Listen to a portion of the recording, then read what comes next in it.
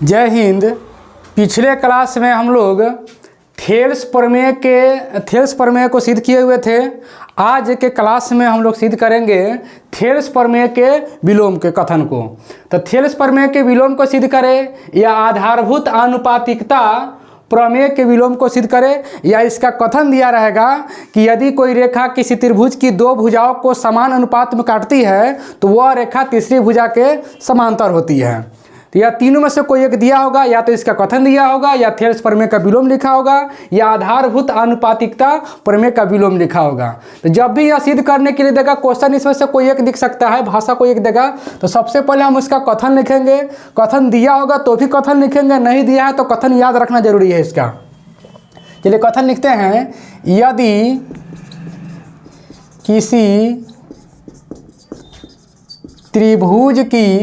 किसी त्रिभुज में कोई रेखा, चाहे एक रेखा, यहाँ एक रख दिया, यदि किसी त्रिभुज में एक रेखा दो भुजाओं को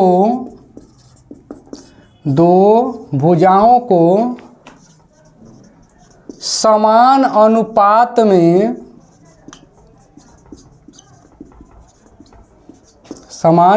में विभाजित करती है तो वह रेखा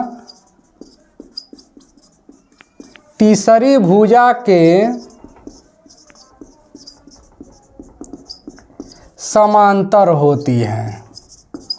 यह इसका कथन होगा कि किसी त्रिभुज में, यदि किसी त्रिभुज में एक रेखा या कोई रेखा, दोनों बात हो सकता है, कहीं कोई भी लिखाता है कहीं एक भी लिखाता है, तो कोई बारे भी एक होता है। यदि किसी त्रिभुज में एक रेखा दो भुजाओं को समान अनुपात में विभाजित करती है, यानी कि काटती है, प्रतिच्छेद करती है, तो वह रेखा तीसरी भुजा के समांतर होती है। तो उस दिन की भांति ही आज भी एक चित्र बना लेंगे। ठीक उसी प्रकार से चित्र होना चाहिए। इस तरह चित्र बना लेंगे और इसका नामकरण कर देते हैं ABC। और इसमें क्या बोला कि यदि किसी त्रिभुज में, यह एक त्रिभुज हो गया, दो भुजाओं को समान अनुपात में काटती है। ये यहाँ पर हम लोग एक रेखा खींच ली है इस तरह से। इस रेखा का नाम दे दिए DE। यहाँ बिंदु D हो गया, यहाँ बिंदु E हो गया। यह जो रेखा है, ये जो दो गो भुजा है, इसको समान अनुपात में काट रहा है। तो यहाँ पर यह रेखा DE BC का समांतर होता है। यही सिद्ध करना है इसमें। तो अब यहाँ नीचे लिखेंगे माना कि, क्योंकि त्रिभुज का नाम तो नहीं दिया था, माना कि ABC एक त्रिभुज है जिसमें रेखा DE AB और AC पर इस प्रकार है कि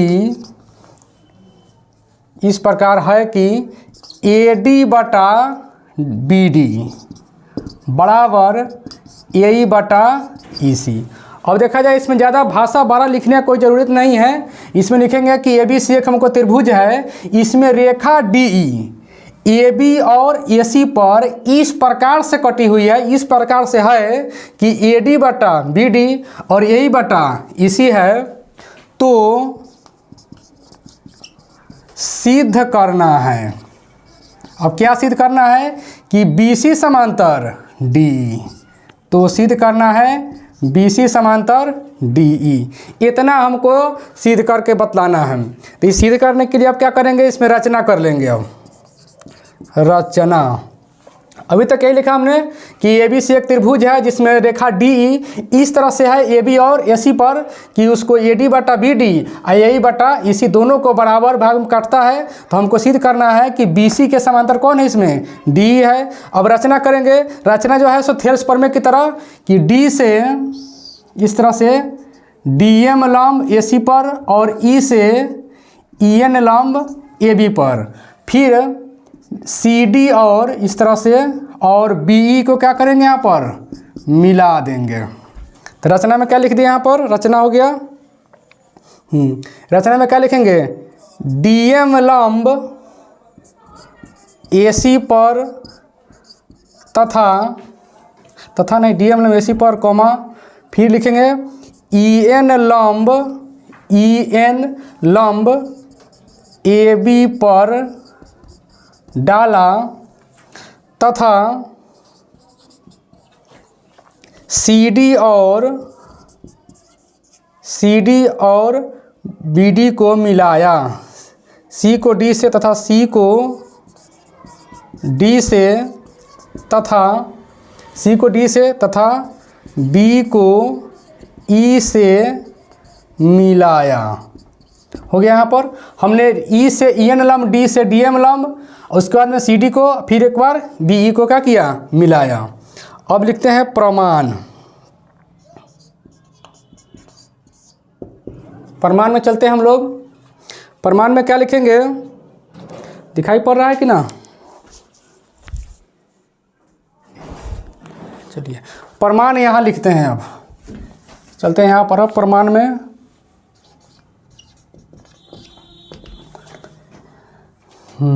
त्रिभुज का क्षेत्रफल होता है क्या चीज़? त्रिभुज का क्षेत्रफल 1/2 गुना आधार गुना ऊंचाई या शीर्ष लंब, दोनों बात एक ही है।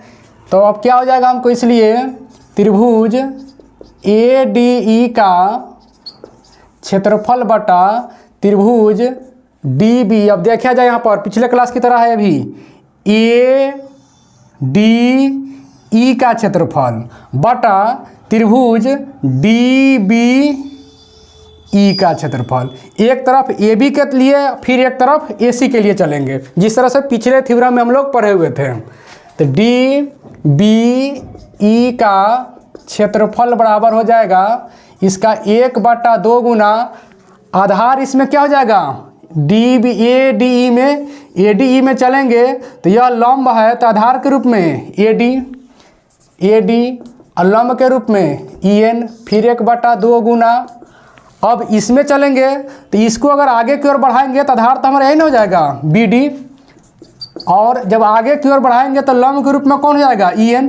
तो लंब के रूप में जब हमको ये है तो आधार यही ना होगा BD, यह हो जाएगा EN। तो EN से EN कट गया, 1/2 से 1/2 कट गया, तो ये ठीक है। तो क्या हमको हो गया, त्रिभुज ADE का क्षेत्रफल बटा त्रिभुज DBE का क्षेत्रफल बराबर AD बटा BD समीकरण 1। इसी प्रकार फिर देखेंगे, उस दिन भी लिखे थे, इसी प्रकार त्रिभुज, अब देखिए अब दाहिने साइड में चलेंगे AC के लिए, भुजा किसके लिए, AC के लिए। तो AC के लिए चलेंगे तो इसमें यही हो जाएगा, और यहाँ पर क्या लिखेंगे, EC। इसी प्रकार त्रिभुज ADE का क्षेत्रफल बटा त्रिभुज DBE का क्षेत्रफल बराबर क्या हो जाएगा, 1/2 से 1/2 इस टाइप से कट जाएगा। तो सीधे क्या बच जाएगा हमको, AE और बटा में क्या बच जाएगा उसमें, EC, समीकरण 2। अब क्या लिखेंगे, लेकिन दिया गया है, क्या दिया गया है, AD बटा BD। यहाँ देखिए क्या दिया गया है, यहाँ पर AD बटा BD बराबर AE बटा EC। अब AD बटा BD और AE बटा EC, अब देखा जाए AD बटा BD समीकरण 1 में, AE बटा EC समीकरण 2 में। तो समीकरण 1 और समीकरण 2 से, इसलिए समीकरण 1 और समीकरण 2 से। अब समीकरण 1 में देखा जाए AD बटा BD के लिए हम लिख सकते हैं त्रिभुज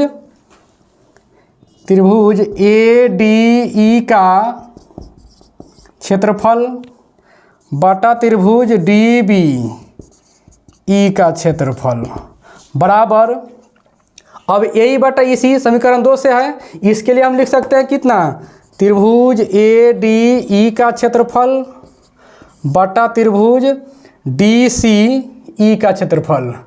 समीकरण 2 में DCE ना होगा, इसमें DCE, DB नहीं होगा यहाँ पर DCE होगा, DCE का क्षेत्रफल हो जाएगा। यहाँ मिस्टेक हो गया था लिखने में, DCE हो जाएगा, DCE का क्षेत्रफल हो गया। अब देखा जाए तो ये समीकरण 1 जैसा हो गया। इसमें क्या दिखाई पड़ रहा है कि ऊपर दोनों क्या है, बराबर है। जब बराबर है तो ये नीचे कट गया ऊपर से ऊपर, तो ये दोनों आपस में क्या हो गया, बराबर। तो अब क्या लिख लेंगे, इसलिए त्रिभुज ये जो बराबर हो गया सो लिखा जाएगा, इसलिए त्रिभुज डी बी ई का क्षेत्रफल बराबर त्रिभुज डी सी ई का क्षेत्रफल। यहाँ पर क्या देखा गया कि दोनों त्रिभुज का क्षेत्रफल कौन चीज़ है, बराबर है। यहाँ तक लिखा जाए तो फिर इसके आगे लिखा जाएगा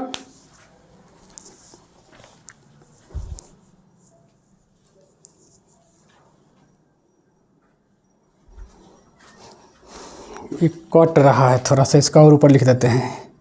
इसलिए त्रिभुज डी बी ई का क्षेत्रफल बराबर त्रिभुज डी सी ई का क्षेत्रफल। यहाँ तक इसको नोट किया जाए।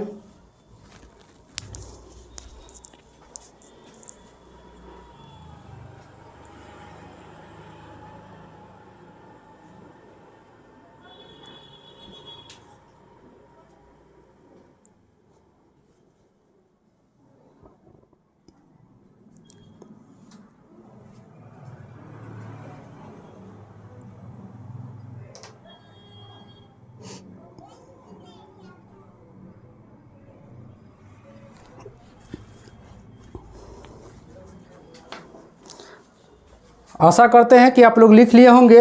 अगर नहीं लिखे होंगे तो स्क्रीनशॉट ले लीजिएगा। और हम थोड़ा सा इसको आगे यहाँ से कट करते हैं, इसको मिटाते हैं यहाँ से और फिर इसको लिख देते हैं। इतना ही मिटाएंगे, ज़्यादा नहीं मिटाएंगे बस। इसके आगे के लिए उससे पहले तो आप सब लोग लिखे हुए हैं। अब इसमें क्या देखा जा रहा है कि दोनों का क्षेत्रफल क्या है, बराबर है। तो यहाँ लिखे कौन चीज़ कि चूँकि त्रिभुज डी बी ई और त्रिभुज डी सी ई का क्षेत्रफल समान है और एक ही आधार, और जो है सो एक ही आधार कौन, डी, देखिए यहाँ पर डी बी ई और डी सी ई दोनों, और एक ही आधार डी पर स्थित है। एक थ्योरम 9th क्लास से पढ़ना था कि जब कोई दो त्रिभुज एक ही आधार पर स्थित हो और दोनों का क्षेत्रफल भी बराबर हो तो वह एक जोड़ी समांतर रेखाओं के बीच स्थित होगा। इसलिए त्रिभुज, यहीं पर लिख देते हैं, स्थित है। इसलिए दोनों त्रिभुज एक जोड़ी समांतर रेखाओं के बीच स्थित होंगे। कब? जब इसके क्षेत्रफल बराबर हो और एक ही आधार पर स्थित होंगे तब। अतः जब एक जोड़ी समांतर, अतः क्या हो जाएगा, अब त्रिभुज देखा जाए इसमें अब डी बी ई और फिर डी सी ई, दोनों का आधार एक है। इसलिए दोनों जो है सो एक जोड़ी समांतर रेखाओं के बीच, ये दोनों त्रिभुज इसी दोनों रेखा के बीच में नहीं स्थित है, ये दोनों जो त्रिभुज है इसके बीच में ही स्थित है। अतः बी सी समांतर डी ई, यही हमको सिद्ध करना था। ये सिद्ध हो गया, प्रूव्ड हो गया। तो इस तरह से इसको हम लोग समझ लेंगे। इसको रिवीजन कर लीजिएगा, कई बार इसको रिवीजन कर लीजिएगा ताकि इस ध्यान में रहेगा। यह हर साल नहीं, मतलब एक साल गैप करके, यानी कि बार बार यह पूछा जाता है। तो आज के क्लास में इतना ही। Thank you very much.